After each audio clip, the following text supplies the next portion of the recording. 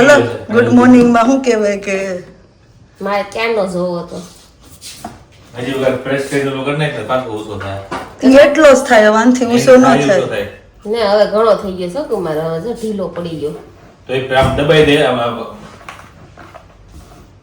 તો ફેરવી નાખી તો પાછો થાય. કેવો ઢીલો રહ્યો છે વણાઈ એવો થઈ ગયો વધારે ઢીલો એવો થઈ ગયો વણાય એવો છે ને થાવ ઢીલો છે તે રોટલા વણી વણીને થાળીઓમાં મૂક દેવા પડશે તો થાળીઓ ફૂલી જાય એમાં જ ગોળ ભરવાનો હતો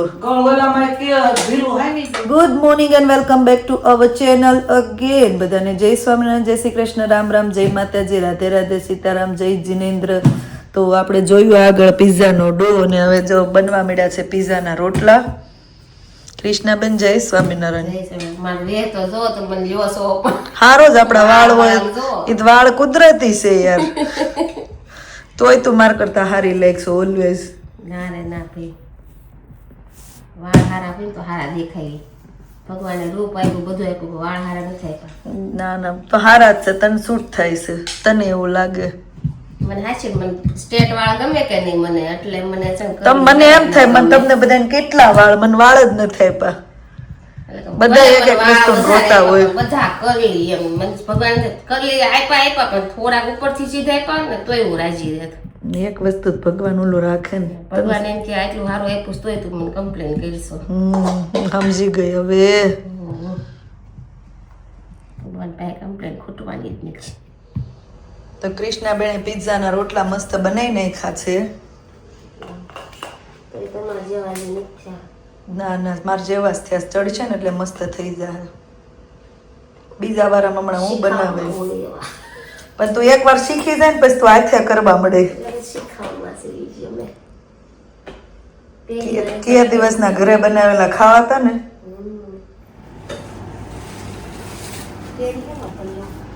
પેટમાં લાય હવે હું વણું રોટલા ખૂબ ધોવાણી તો ગરમી અત્યારે એટલી છે અને પિઝા બનાવતા બનાવતા જો પિઝાના રોટલા હજી તો બને છે આવી ગયા છે છોકરાઓને સ્કૂલે લેવા માટે ગરમી એટલી હતી ને તો કૃષ્ણા કે ચાલીને પણ મેં તો ચાલ આવું છું તો કૃષ્ણા ગઈ છે રીવાને લેવા પીઝા પાર્ટી ચાલુ મજા છે એક દી પાસ્તા ને એક દી પીઝા ને એક દી બાજરાના રોટલા ને હેને ભાવા તમને ઘરે બનાવી સારા બને કે બહારથી લાવીએ ના ભાઈ બહારથી ગયો ને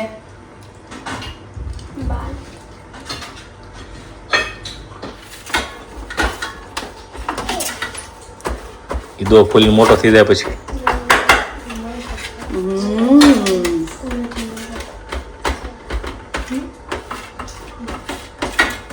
વણવા આવે તો વણાવીએ પણ હું વણેલા જ છે આ બધા કૃષ્ણાએ વણ્યા હતા એ વણ્યા કરતા થાબડિયા કરીને ત્યારે ઓલા લોકો એમ જ બનાવે તો કરી તો પાથી ઓલો થપથપ કરીને પોળો કરી દે પરફેક્ટ માપ શીખવાની જરૂર છે એટલી ડીશમાં આવડો પાથર બનાવ્યો પેલા આપણે ડીશનું માપ જોઈએ ને પેલા એક ડીશ સરખી હોવી જોઈએ ને આપણી પાસે આપણી પાસે 7 ડીશ સરખી છે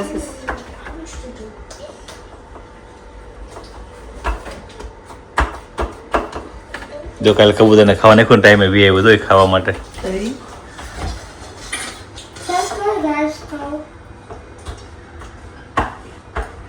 ભાવા કે ભાખરી કરી દેવી હે તમારો જોયો બઢિયા હે ને કરવા દો ને જે જરીક થઈ ગયો ને મસ્ત હા ચાલો ગીરમ ને ઓવન છેલ્લે કે શીખા ઓલા ઘરે તો આપણને ખબર હતું હાલો મમ્મી તમે બે ચાલો હશે અમે કડી શો માર ઉતાવળ ગરમા ગરમ પીઝા ખાવા હાલો બેહો છોકરા હવે ચાલુ કરી દીધું એ કેવું તૈયાર લાવે મોટો જ થયો નહીં એનું માપ હોય ને એટલે પીઝા ખાઈને પીઝા પચાવેશ બધા બાય કામે લગાડી દીધું ક્યાર ના આઈઝા વેઝે કરતા હતા આયા કામ થઈ રહ્યું એટલે ગાર્ડનમાં લઈને જવાઈ જાવસ કે ત્યાં ઘાસ કાઢો એમ ક્યાં તો ચપ્પલ પહેરને સોક્સ કાઢી નાખ સોક્સ ફાટી જાહે રીવું અને આમ તો બહુ ગરમી છે સોક્સ કાઢી નાખ માં દીકરી ગરમી નથી થતી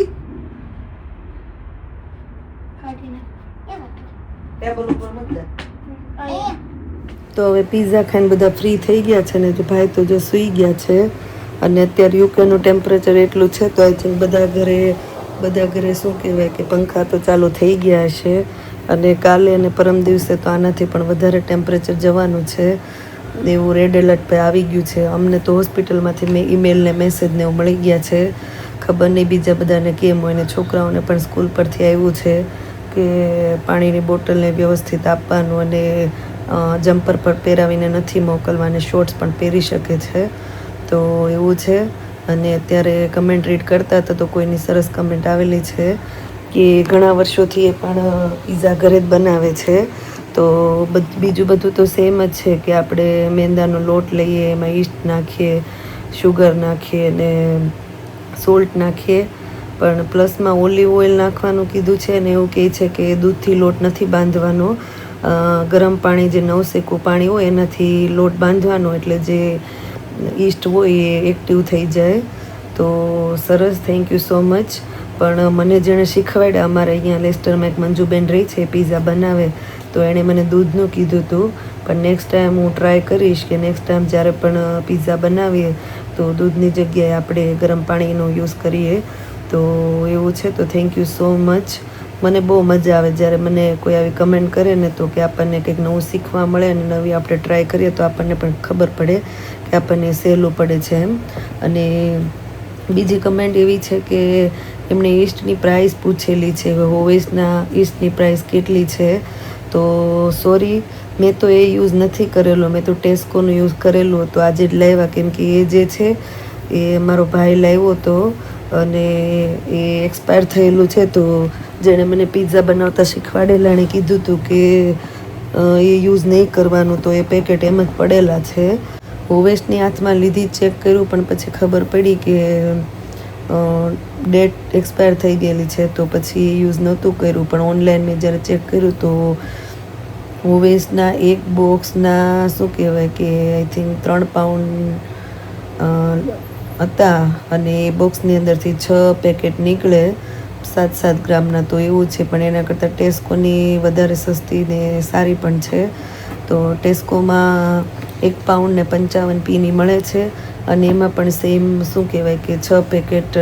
એક બોક્સની અંદર 6 પેકેટ આવે છે જે આપણે સચેટ નાના કહીને તો એવું છે તો બીજા બધા ઈસ્ટની તો મને નથી ખબર પ્લીઝ જેણે પૂછેલું હતું એ જરીક ઓનલાઈન પ્રાઇસ ચેક કરી લે મેં તો ટેસ્કોની હું મોસ્ટલી એમાંથી જ યુઝ કરું છું ટેસ્કોમાંથી જ અને જેમ કહ્યું એ 2-3 વર્ષથી તો હમણાં પીઝા પણ નહોતા બનાવ્યા ઘણા ટાઈમ પછી બનાવ્યા પણ આજે શું કહેવાય લકીલી સારા બન્યા હતા ને બધા ખાઈ પણ લીધા અમારા ઘરમાં એ સારું છે કે વસ્તુ ગમે એ બની હોય પણ કોઈને એવું નહીં કે નથી ખાવું કે એમ બધા જમી લે તો આઈ હોપ જેણે પૂછ્યું એને જવાબ મળી ગયો છે અને આગળ બીજી કમેન્ટ એવી છે કે આગળના બ્લોગની કમેન્ટ આવેલી છે કે તમારા ઘરથી આશાબેનનું ઘર કેટલું દૂર છે તો 8 થી 9 આટલી બહુ ટ્રાફિક હોય તો 10 મિનિટ એટલું થાય તો મારા ઘરથી બાય કાર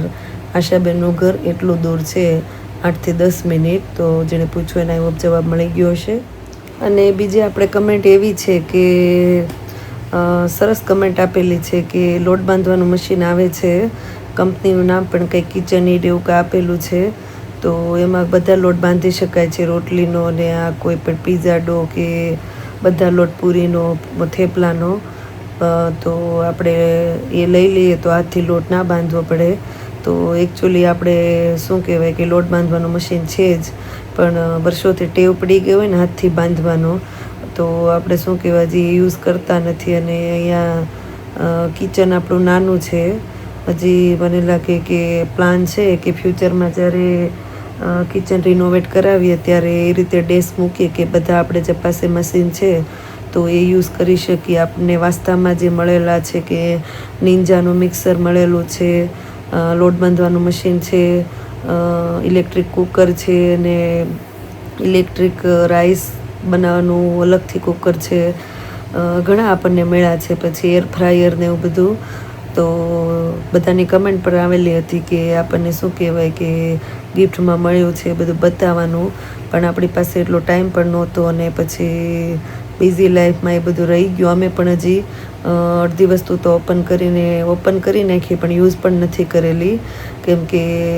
એ લોકોએ જેમ કે લોટ બાંધવાનું મશીન આપણે કાજલને ત્યાં પહેલું યુઝ કર્યું હતું, પૂરીનો લોટ બાંધવો હતો ત્યારે, તો જેમણે ગિફ્ટમાં આપ્યું એ લોકોએ તો કીધેલું જ છે કે યુઝ કરીને જોઈ લેજો, કેમ કે વોરંટી ગેરંટી હોય તો કદાચ આમ તેમ હોય તો આપણે ચેન્જ કરી શકીએ, પણ અમારી પાસે જ એટલો ટાઈમ નથી કે અમે લોકોએ યુઝ કરીએ એમ કે ચેક કરીએ. તો એવું છે. થેન્ક યુ સો મચ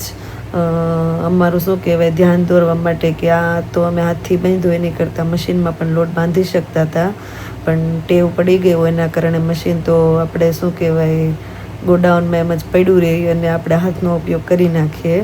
તો એવું છે. બટ અગેન થેન્ક યુ કે કમેન્ટ કરવા માટે. અને બીજી એક કમેન્ટ છે કે જે પાર્ક કાલે બતાવેલો તો અમે બધા કાલ પાર્કમાં ગયા હતા વોક કરવા માટે અને જે એક્સરસાઇઝના કરતા હતા, તો એ પાર્કનું નામ શું છે એમ, તો એ પાર્ક આઈ થિંક જેસી જેક્શન કરીને એવું કંઈ પાર્ક છે અહીંયા સેન્સબરીની પાછળ, તો જેસી જેક્શન જ છે એવું નામ છે. તો આ જેણે પૂછ્યું એને જવાબ મળી ગયો છે. તો હવે આજના માટે બસ આટલું જ. હવે મળીએ પછી નવા વ્લોગમાં. Thank you for watching and C you one next vlog. જો વ્લોગ સારા લાગતો હોય તો જલ્દીથી લાઈક શેર અને સબસ્ક્રાઈબ કરી દેજો. ધ્યાન રાખજો તમારું. Good night and bye bye.